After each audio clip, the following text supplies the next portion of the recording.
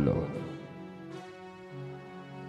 महाराज धीराज, तक्षशिला नरेश महाराजा आम्बेक, हम आपके राज्य में केवल इतना चाहते हैं, केवल इतना मांगने आए हैं, जमीन और पानी।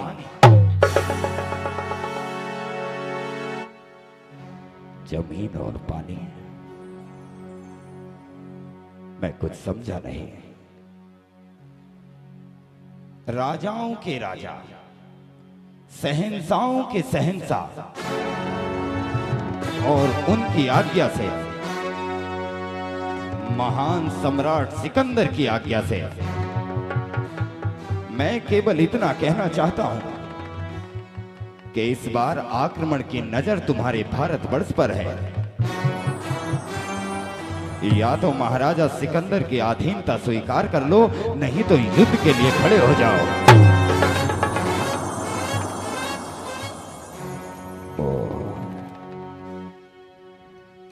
अगर अधीनता स्वीकार ना करी तो मुझे मार दिया जाएगा, और यदि तुम्हारी अधीनता स्वीकार करता हूं तो उसके बदले मुझे क्या मिलेगा?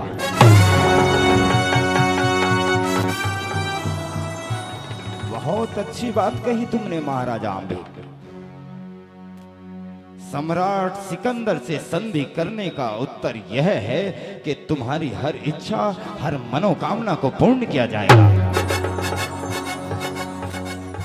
तुम्हारे देश में पक्की सड़कें होंगी, पक्के घर होंगे, लेकिन अधीनता स्वीकार करने का अर्थ यह होगा कि जब भी हम तुम्हें निमंत्रण दें, अपनी सेना को लेकर स्वयं के साथ हमारे साथ आना होगा। रक्षा करनी है और नाव अपनी पिट जागी।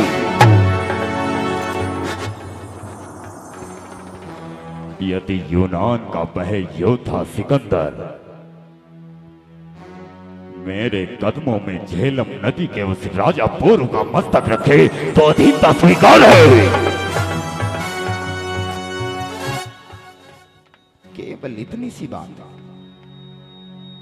वचन देता हूं कि जिस क्षण तुम्हारी संधि सम्राट सिकंदर के साथ होगी, उस क्षण के पश्चात तुम्हारे और शत्रु का लहू मिट्टी चाटता होगा। तो फिर ठीक है, जाओ और मैं भी तुम्हारे साथ चलता हूं उस विश्व विजेता सिकंदर को देखने और अपने इस राज दरबार में आमंत्रित करने के लिए। चलो मेरे साथ चलो। महान योद्धा यूनानी सम्राट सिकंदर तक्षशिला के राज दरबार में पधार रहे हैं।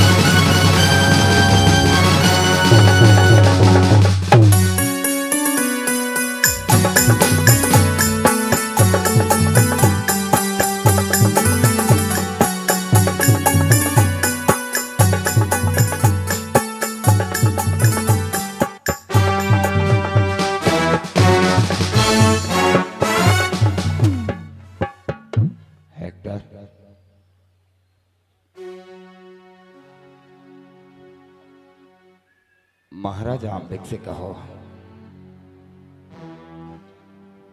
कि हम अपने विश्व जीतने की नीति इसी राज दरबार से चलाएंगे। यदि इसके बदले उन्हें कुछ चाहिए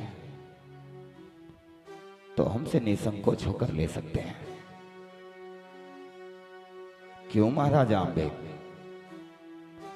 आप अपनी संधि के बदले हमसे सोना, चांदी, हीरे, मोती मांगना चाहते हो तो निसंकोच होकर ले सकते हैं। महान सम्राट सिकंदर, ना मुझे सोना चाहिए, ना मुझे चांदी चाहिए। मैं तो केवल इतना चाहता हूं कि झेलम नदी के तट पर रहने वाला वो पोरू मेरे इस जीवन का सबसे बड़ा विष बनकर बैठा है। तुमने मुझसे जमीन और पानी मांगा, मैंने तुम्हें दिया। तुमने मुझसे मेरी सेनाएं मांगी, तब तक हमारी संधि किस काम की?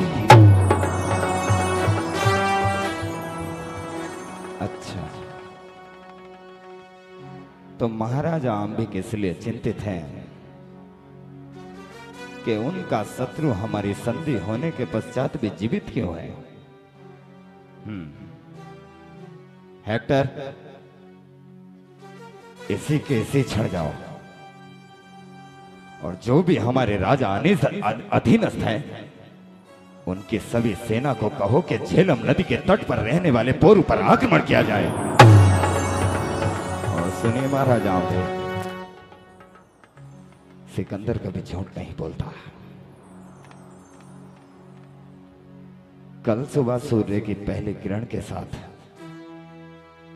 पोरू का मस्तक तुम्हारे चरणों में रखा होगा।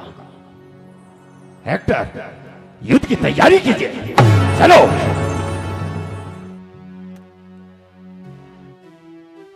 महाराजा पोरू राज दरबार में पधार रहे हैं।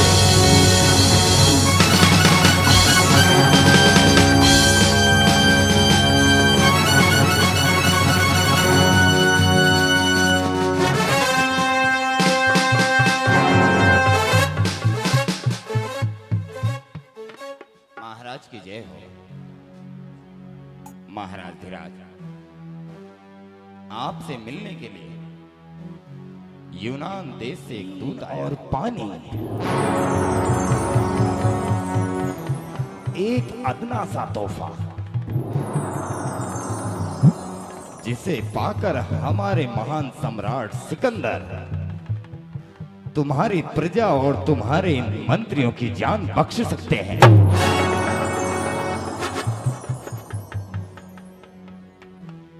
जमीन और पानी, जमीन और पानी मांगने के लिए तुम यूनान से भारत आए हो। यूनानी, चाहे कोई दूत यूनान से हो या इराक से हो, इस झेलम नदी के तट पर रहने वाला एक एक दूत और यहां आने वाला एक एक दूत अपने शब्दों का उत्तरदायित्व स्वयं रखता है। महाराज, ये तो समय बताएगा, लेकिन मैं तो बस इतना कहना चाहता हूं कि आप हमारे महाराज सम्राट सिकंदर की अधीनता स्वीकार कर लीजिए। यूनानी, ये महाराजा पोरू की धरती है। तुम्हें ऐसा बोलने से पहले सोचना चाहिए था। यदि तुम दूत ना होते,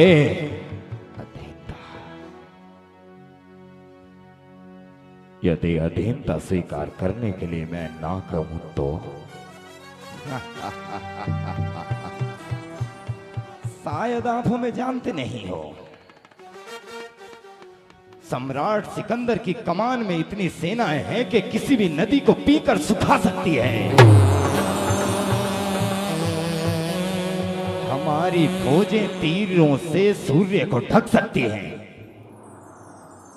हमारी अधीनता स्वीकार करना ही बुद्धिमानी होगा, अन्यथा तुम्हारा सर्वनाश निश्चित है।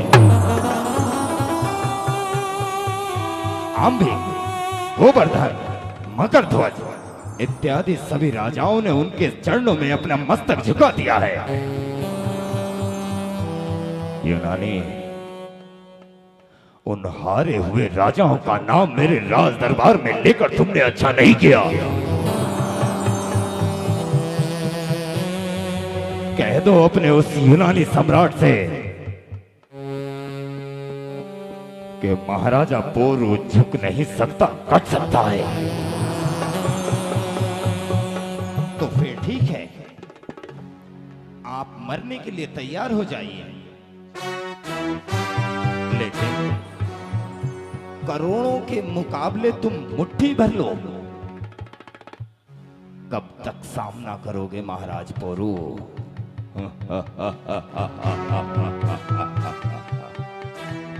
ये भारतवर्ष है यूनानी। यदि इतिहास के पन्नों में उस यूनान के सिकंदर का नाम लिखा जाएगा तो इतिहास के उसी पन्ने में यह भी लिखा जाएगा कि एक महाराजा पोरू अपनी सेना के साथ स्वतंत्रता के लिए लड़ा, अपनी आजादी के लिए लड़ा। इतिहास चीख चीख कर कहेगा कि करोड़ों के मुकाबले हम मुट्ठी भर सैनिक थे। बातें तो कोई भी बना सकता है यूनानी, तुम यही सुनना चाहते हो ना कि निर्णय कैसे होगा? अब निर्णय होगा भालों और हड्डियों के बीच, अब निर्णय होगा तलवार और मांस के बीच। सैनिकों, इस यूनानी से कहो कि राज दरबार से चला जाए और अपनी सेनाओं को युद्ध के लिए तैयार किया जाए। चला जा यूनानी, लौट जा।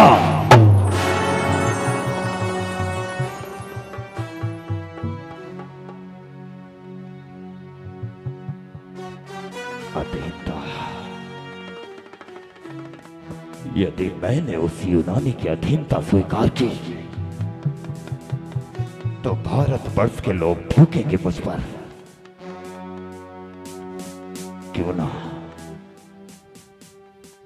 क्यों ना मैं अपनी सेनाओं को तैयार कर अपनी स्वतंत्रता के लिए लड़ूं। हाँ, यही होगा। जय भद्रकाली। पधार रहे हैं।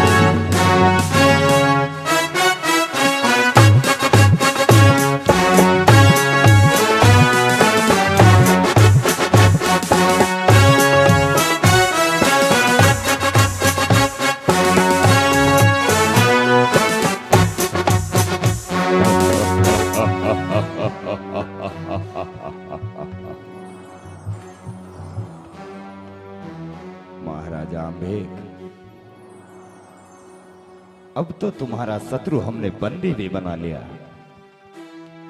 और उसके इतने सैनिक मैंने अपनी तलवार से काटे हैं कि 7 जन्मों तक भी युद्ध ना करे। महान सम्राट सिकंदर, इसीलिए तो इस आंबिक ने तुम्हारी ओर संधि का हाथ बढ़ाया, क्योंकि मैं जानता था कि उस पोरू की गर्दन केवल तुम ही मरोड़ सकते हो।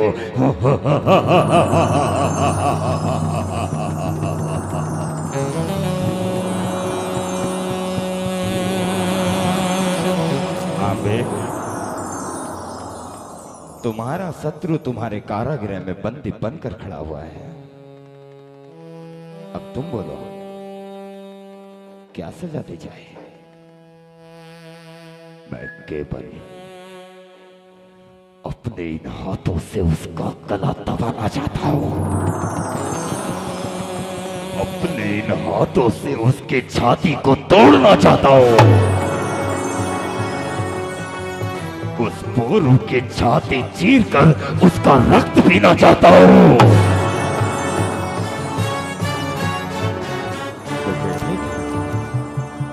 द्वारपाल, जाओ और उस हारे हुए बंदी राजा को राज दरबार में प्रस्तुत करो। शीघ्र जाओ।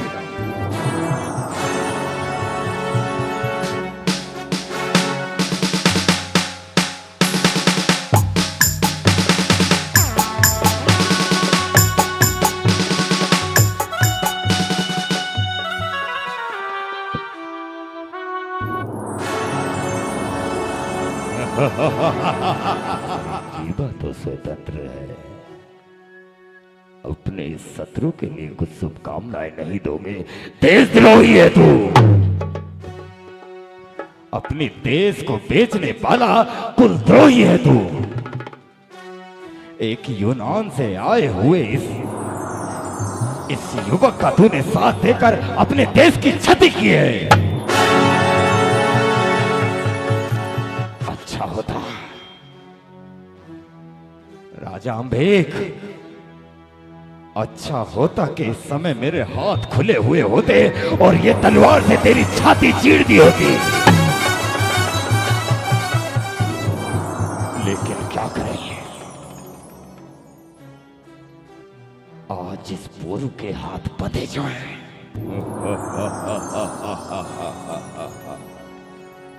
अभी तक तो हाथ बंधे हैं, कुछ क्षण बाद देखना तेरे टुकड़े टुकड़े कर दूंगा। आसमान की तरफ देख, आसमान की तरफ उन चील कौओं को देख। इन चील कौओं ने किसी राजा का मांस नहीं खाया, लेकिन आज ये तेरा मांस चखेंगे। महान सम्राट सिकंदर, मुझे आज्ञा दीजिए ताकि मैं इसकी छाती चीर सकूं।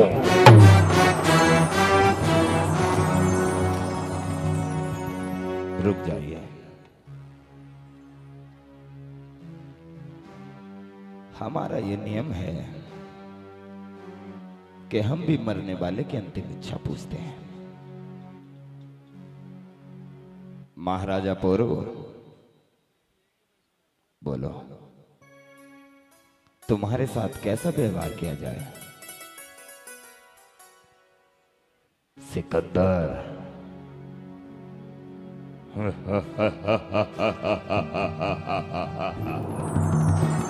ये डर होना चाहिए कि एक हिंदुस्तानी के हाथ बांधकर तू उसे महाराज कहकर संबोधित करता है।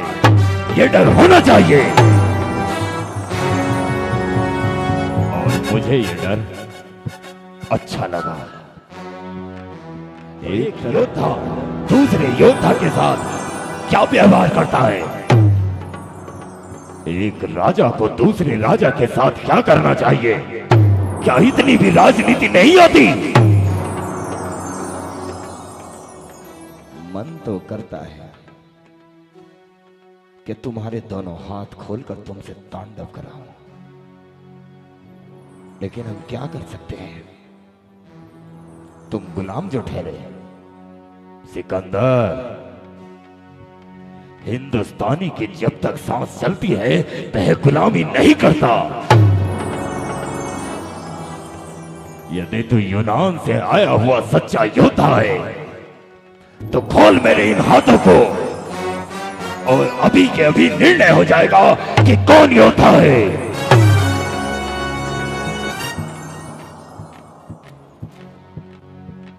बंदी बने हो,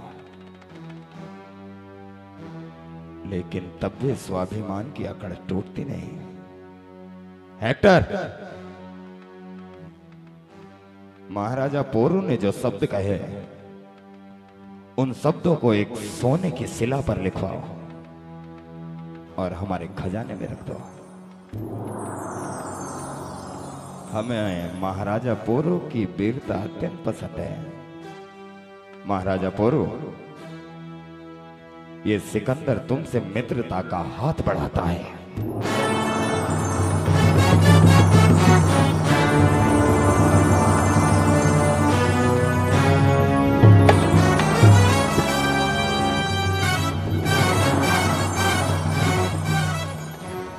क्योंकि सिकंदर ने हमेशा वीर योद्धाओं का सम्मान किया है। महाराजा सिकंदर,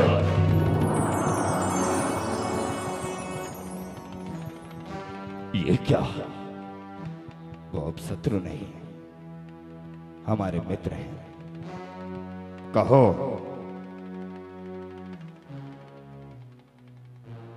और महाराजा पोरो,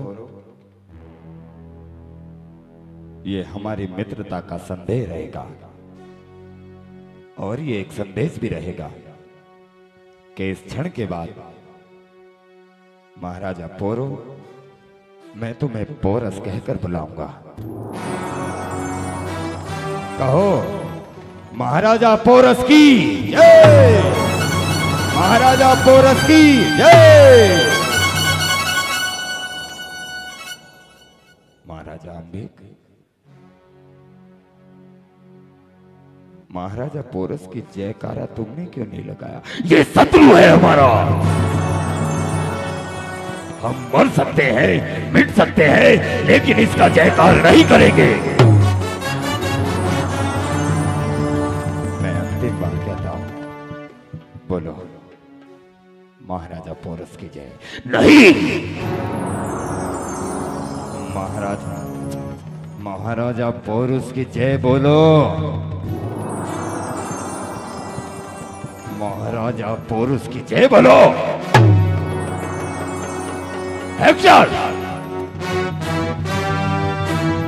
बोल।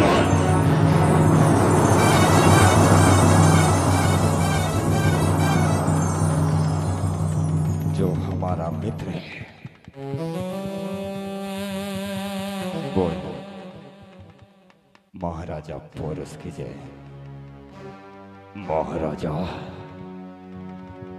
पोरस की जय। वाह! ओ, धोखा।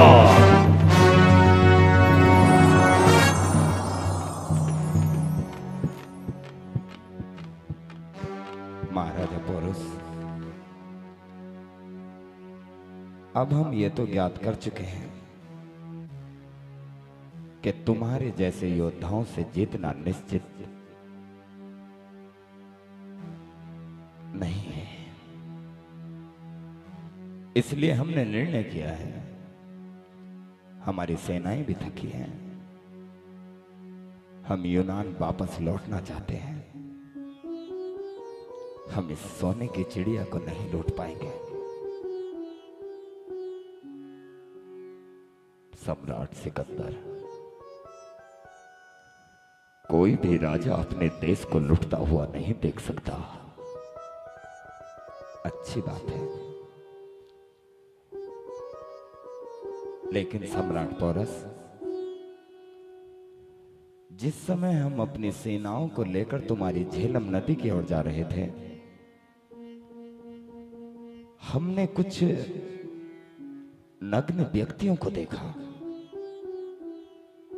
वो कौन है? वो नग्न व्यक्ति नहीं, वो जैन धर्म के दिगंबर साधु होते हैं।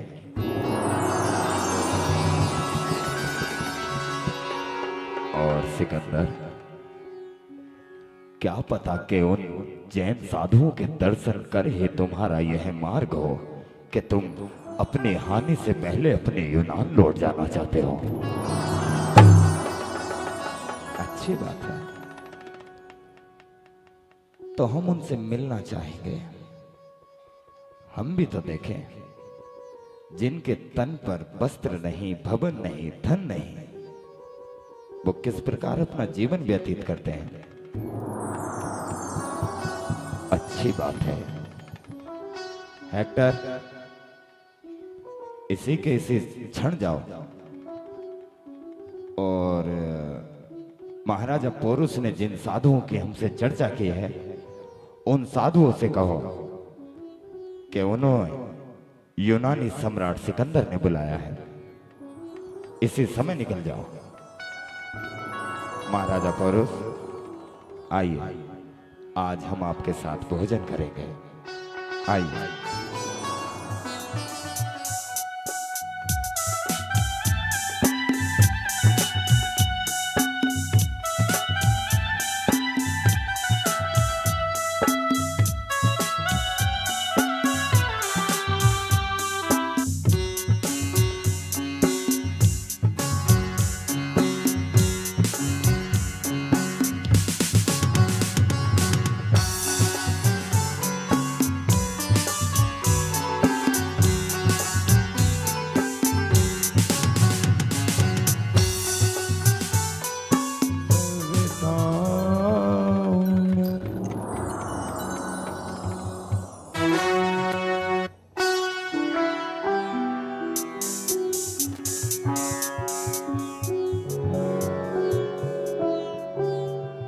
महान अलेक्जेंडर की जय हो।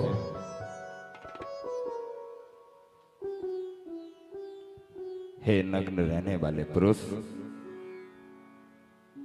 सबसे पहले तुम अपना परिचय दो। हम आचार्य दोलामस हैं और तुम, मैं एक दूत हूं और मैं तुमसे यह कहना चाहता हूं कि मुझे महान सम्राट, राजाओं के राजा, शहंशाहों के शहंशाह सम्राट सिकंदर ने आपके पास भेजा है और उनका कहना है कि इसी क्षण तुम मेरे साथ चलो। महान सिकंदर तुमसे चर्चा करना चाहते हैं। यूनानी, हम तो दिगंबर साधु हैं। तुम्हारा यूनान से आया सिकंदर तुम्हारे लिए महान होगा। यदि तुम्हारे सिकंदर को हमसे चर्चा करनी है तो हमसे हमारे पास आकर मिले।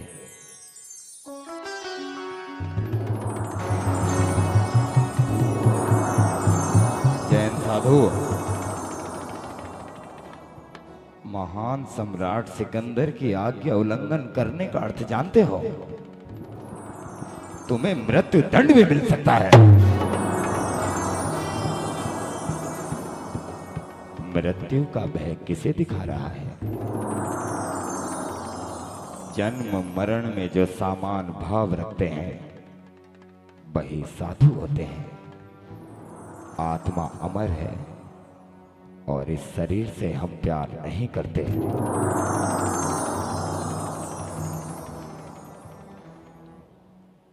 ओह, सम्राट सिकंदर यूनान के महान पुरुष अरस्तु का शिष्य है। वह आपसे ज्ञान की चर्चा करना चाहता है। यदि वह ज्ञान की चर्चा करना चाहता है तो उसे स्वयं मेरे पास होना चाहिए।